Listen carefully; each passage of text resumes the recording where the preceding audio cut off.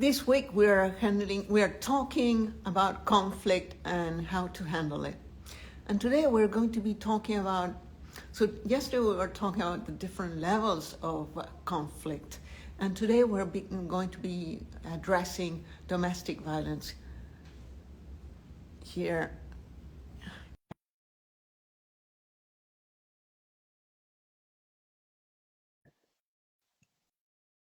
Lily, can you hear me? So there are different. Hello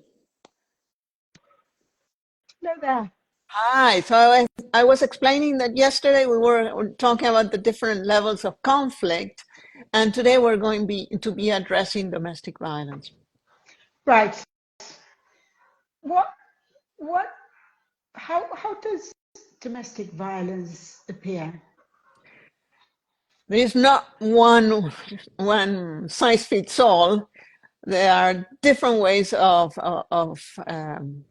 abuse takes different styles, from financial, sexual, emotional, disrespect, to the more violent one, which is the physical one. But it can happen at any age, and it can happen between different people of any sex, gender, whatever. It just happens. And what is actually domestic violence? How would we define what is domestic violence and what isn't domestic violence? Is there a way to define it or to delimit what it is? So I would define it as when under any of these sexual, you don't only feel disrespect, but actually your sense of self, it's put at risk, and your well-being is also in line. I don't know if you want to add something to that. Well, the thing If is, I'm clear enough. yes, because I mean, there is conflict in relationships, even in the healthiest relationships. We have conflict, we have fights, we don't necessarily agree or see eye to eye all the time, and that is not domestic violence. And disagreeing is right, because as we always been saying since we started these lives together, in a relationship, there's three: there's you, me, and us. So you and me might not see eye to eye on some issue, and we might have a discussion, and we might not be very friendly in discussing it, because for some reason we don't agree, but as long as there are no flying ashtrays, and it is not and it doesn't, I think that according to what I've learned with you, is in domestic violence, your sense of integrity might be at risk, whether it is physical integrity or emotional integrity. We can fight, but we can disagree, we can even shout at each other without putting our sense of self at risk. Thank you for bringing my words back at me, because you know how I am. I get nervous with the video. So yes. I know you do. So I think that the difference, because otherwise I don't want to get the wrong idea that any disagreement is a form of domestic violence. It is not. No. There's a very thin red line dividing a healthy disagreement in a relationship and what is actually amounting to domestic violence. And there are different types of domestic violence. Which also adds to what you are saying, adds that in domestic violence it becomes a style of relationship, like what you were saying, that the aggression, almost it's like and every day it's recurrent, keeps on happening, and there is very little options on how to handle that. And it tends to not everyone is prone to domestic violence. What makes someone turn into an abusive partner? That is a great question. I have two answers. I have two answers. Okay. The first one is I remember somebody. We were in a meeting, and this person stood up and said, "I had a very, very hard domestic violence situation with this woman, and now we're both separated, living our own life, each of them with their own partners, and they are not those relationships they are now Are not having violent. are not violent.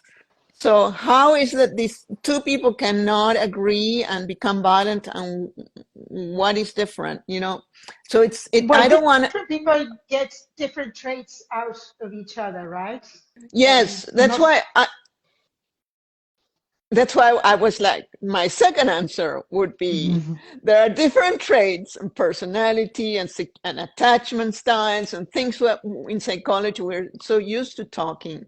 But that doesn't necessarily mean that, like everybody talks about narcissists, that doesn't necessarily mean that if you are, dating a narcissist, it's going to be a violent relationship, you know? Right. Uh, it's so the first answer was, even if you have all the bad traits in a bag, that doesn't mean it's going to become violent. And the other answer is, you have the secure attachment people that can have a trusting relationship. They know how to handle conflict.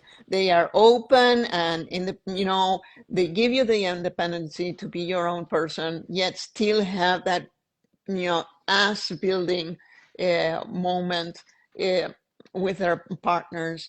That secure attachment, even those do have. I was reading a moment ago, waiting to meet with you.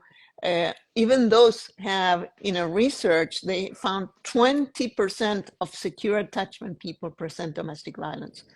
So What is yeah, that? right. What It's is like it? What are that. secure? What does that mean? So Sorry, I think we had a glitch yes, there. I What did are it too. Yeah. secure attachment people? What does that mean? Oh, the secure attachment, as I was saying, they are the ones that can have warm, trusting relationships. They know how to handle conflict. They don't go through power and control because they trust you. They can have an intimate relationship and be close to this person without feeling insecure, right? Right. And Without feeling threatened in any yes, way. in any way. They had a healthy childhood, and they're still healthy as an adult. So that's secure attachment. Then, Right. But then there are then people that didn't have a very healthy or safe childhood, and yet again have learned how to deal with their frustration in a way that does not necessarily transform into violence when frustrated. Because absolutely. so Yes, you're what right. in why Sorry, I'm do interrupting you. certain people? Yes. No. I'm sorry, I didn't finish my. It was a long question. What I wanted to ask is, what would make someone frustrated enough to to translate that frustration into active physical aggression instead of actually learning how to manage it? Because most people, we know how to deal with frustration. It is not it is not weaponized. Many people actually, I mean, there are different types of being, a human. So that's my first answer. That you have the ones that, like you mentioned, you are aware of where you're feeling, why you're feeling this way, and you know how to handle it. Those are three different things: the emotion, the identification of the emotion, and understand how to handle it, or how to Right. defend yourself. Not People tend to fail at least one of these three things: identification, the emotion, the identification, and knowing how to handle it. Some don't know that they are having an emotion, even when they are exasperated. Some, when they feel Okay. like this, they know they are feeling that, but they don't know what's going on. And other people They're not aware know. of what has triggered that. Mm-hmm. And Right. some people have, they can identify what's going, they have the emotion, they know they have the emotion, the anxiety, so the first two, but they don't know how to handle it. They're failing Right. at least one of these three things.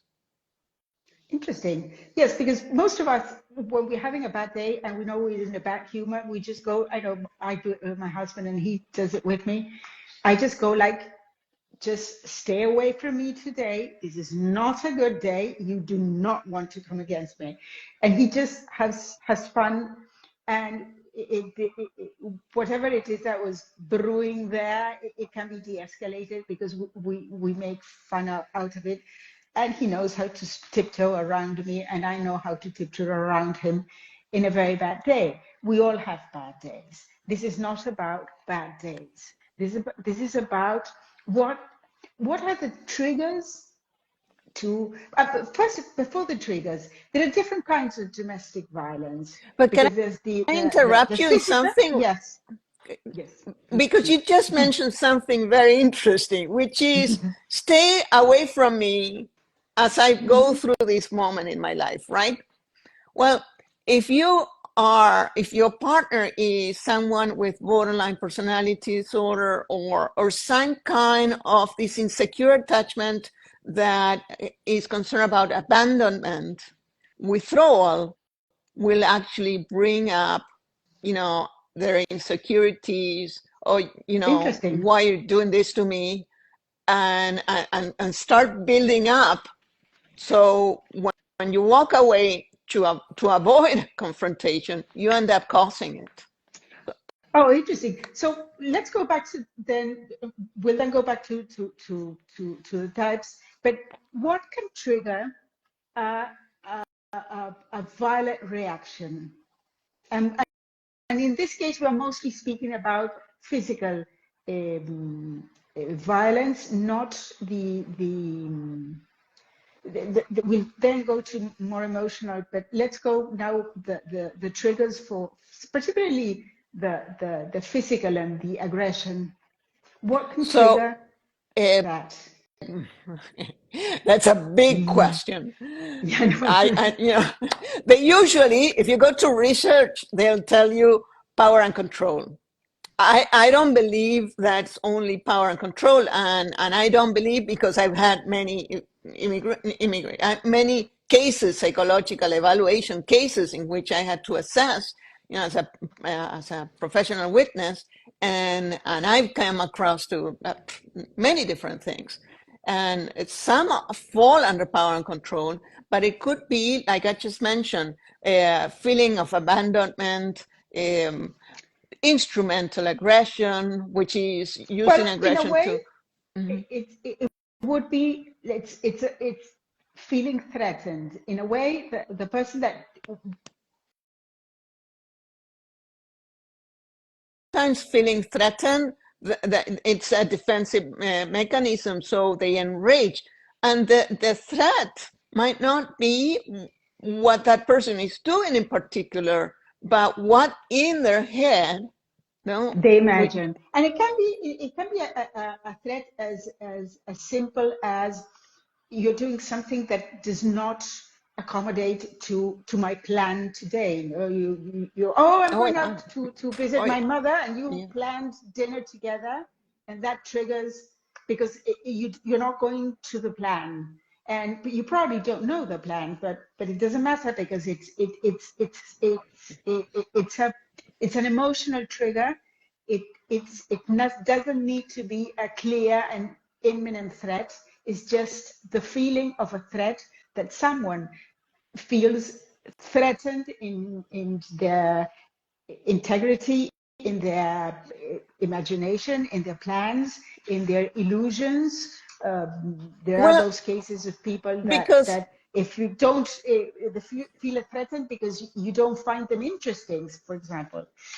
Well, because there are two things that are happening when that particular situation.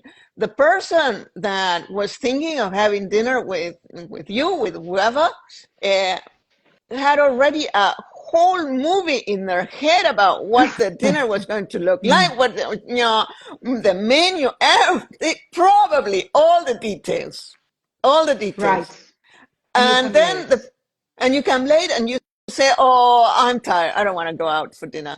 Right. And then it's not only that you pop up the bubble of the fantasy and all that satisfaction, all that fulfillment of how well they were going to spend the night and whatever, all that goes down, but also having to adjust to the frustration just felt.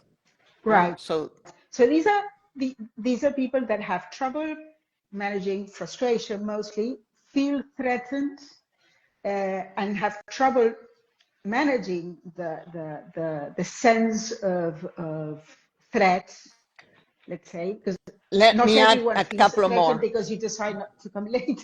But There these was are a particular cases, research right? there was a research done in 1980s, sort of, when AIDS came out. Rock Hudson, it was his name, I think. It was in the 80s, right?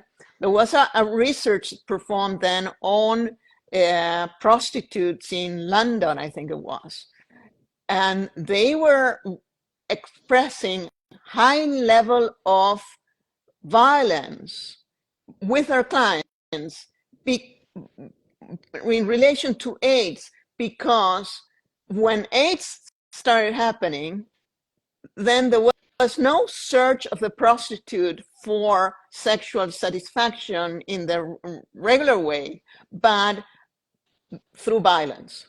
So there is also this sadistic fulfillment in violence that So, can yeah, happen.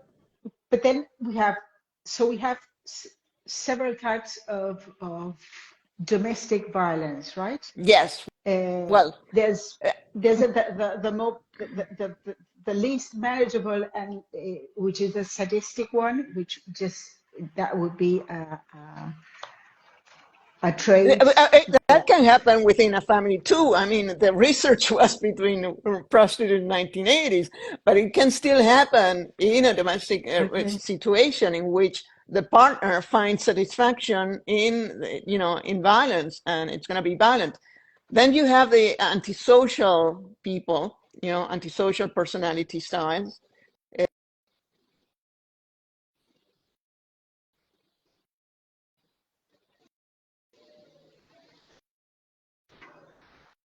And and they're dismissive, and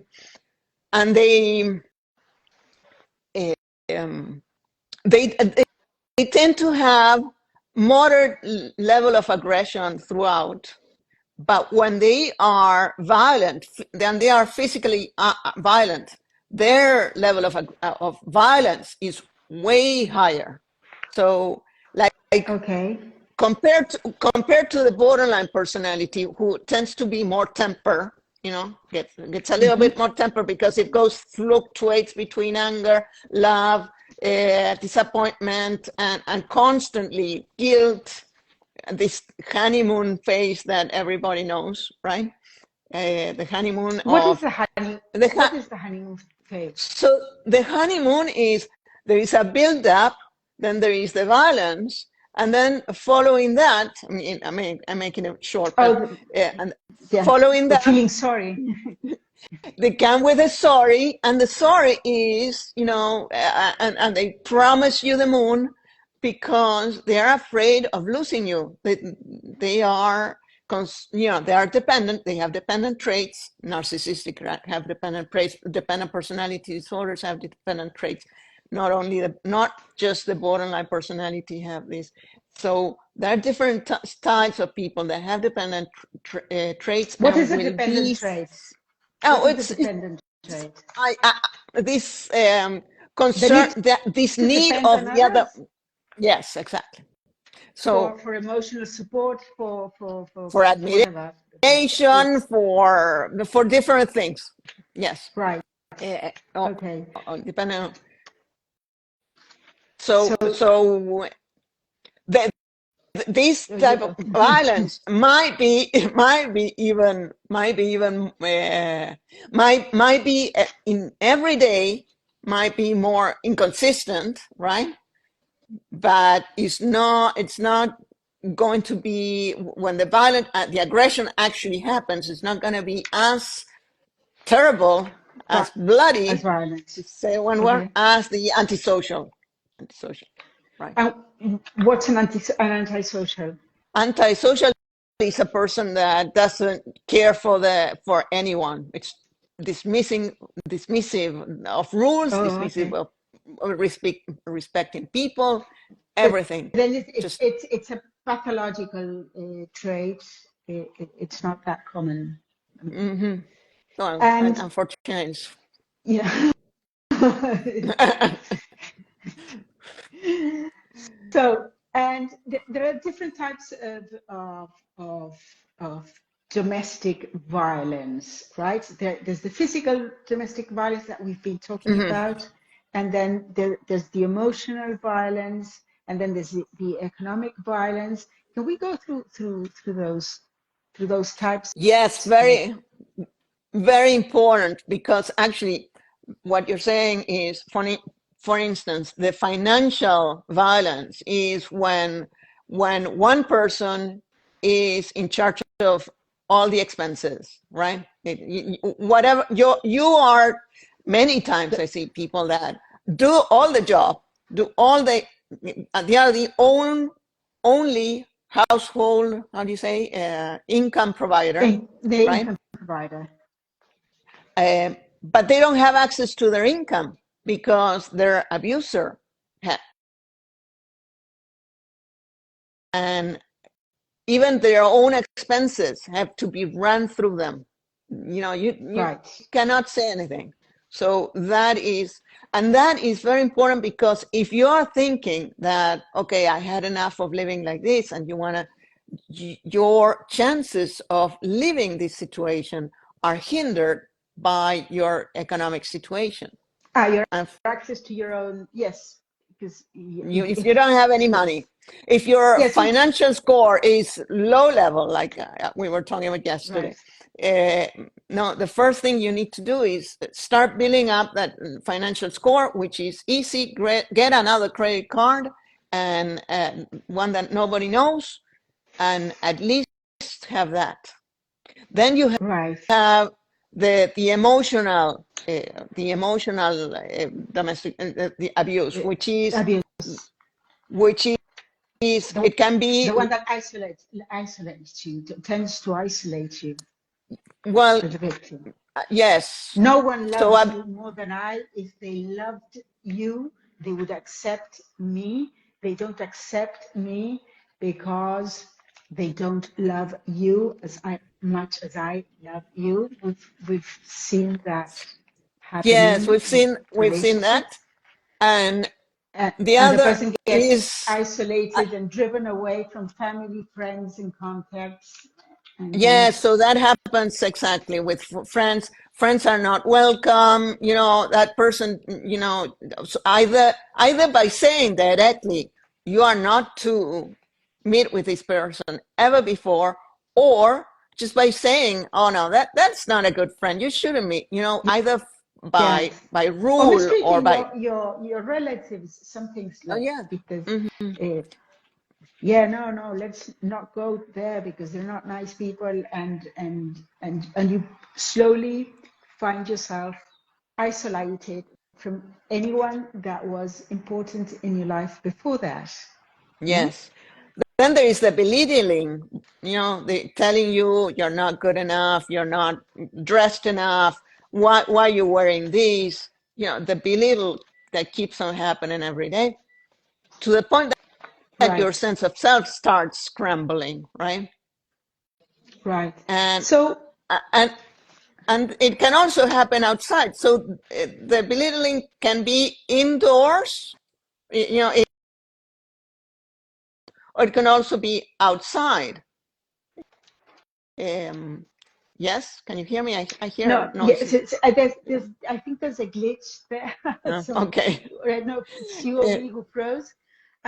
But just to because we can keep on talking about this, but we've been going for 25 minutes, and if, just a few tips on how to manage,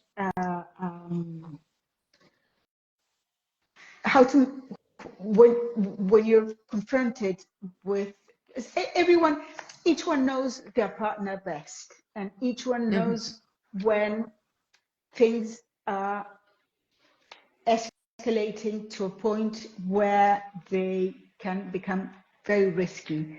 So when you see those signs that uh, uh, that you are in a risky situation, what should one do?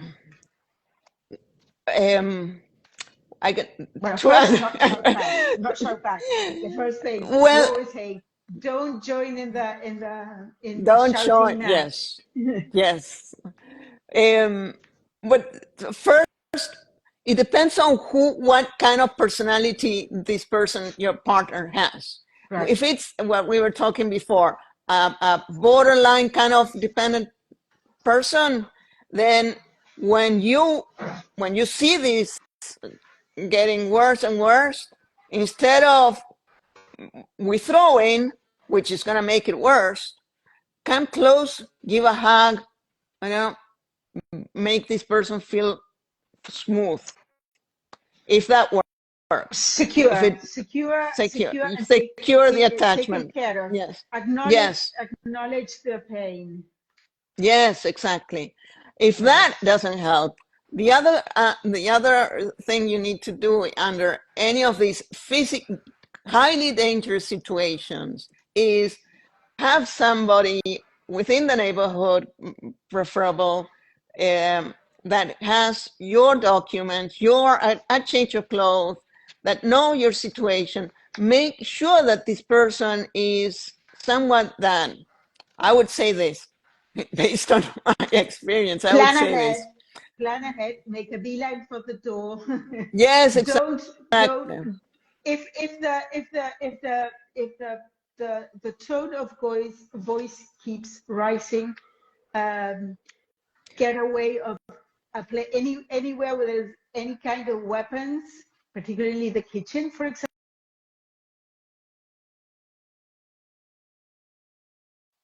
Yes. Mhm. And get away from the kitchen, and but do it gently so Yes. that you don't Do it trigger fast the and do it correct. fast. Do it gently, do it silently, but do it Yes. fast.